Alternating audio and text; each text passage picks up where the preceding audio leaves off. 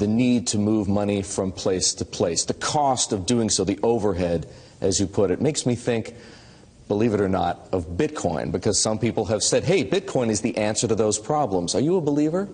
Well, Bitcoin is exciting because it shows how cheap it can be. Bitcoin is better than currency in that you don't have to be physically in the same place. And, of course, for large transactions, currency can get pretty inconvenient.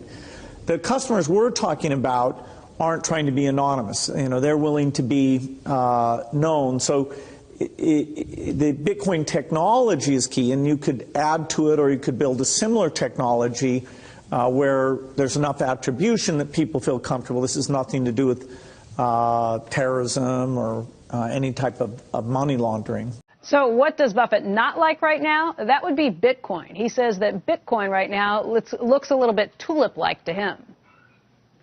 It's not a currency. I mean, it does not meet the test of a currency. I wouldn't be surprised if it's not around in 10 or 20 years. Why does it not meet the definition of a currency? Well, because people say, well, I'll sell you goods in Bitcoins, but they change the price of those every time the price of the dollar changes in relation to Bitcoin. They're pricing off the dollar. They could say, well, I'll sell it to you in barrels of oil. But if every time the price of oil changes, they change the number of barrels you have to have. That's not, your oil is not the currency. The other technology breaks Orwell's dictum. It breaks Orwell's dictum by providing proof of publishing at a certain time. And that is the intellectual underpinning of that whole system, and can be used for lots and lots of other things. And so that's the big expansion we're about to see in Bitcoin. All derives from this basic premise that you can prove that a particular statement, a particular consensus, a particular contract happened at a particular time globally, and it requires the subversion of every single jurisdiction where people are running Bitcoin to overturn that.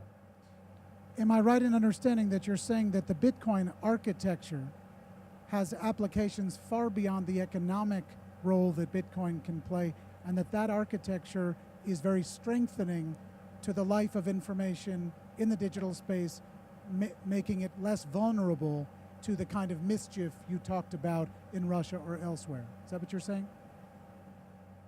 Exactly, exactly.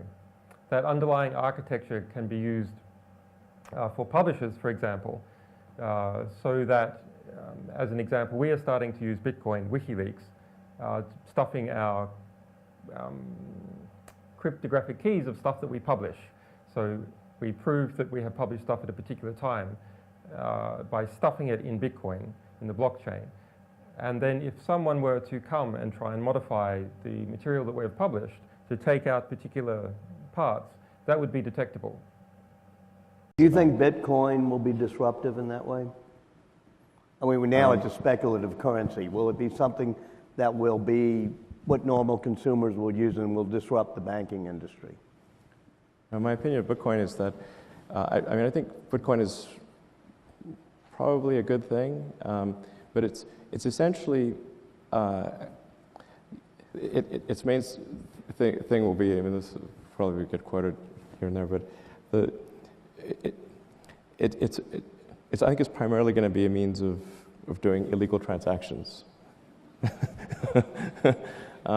But that's not necessarily entirely bad. It's not, some things maybe shouldn't be illegal.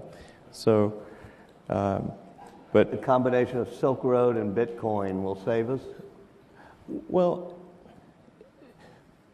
it will be useful for legal and illegal transactions. Otherwise, it would have no value as a use for legal transactions, because you have to have a legal to illegal bridge. Yeah. I don't own any Bitcoin.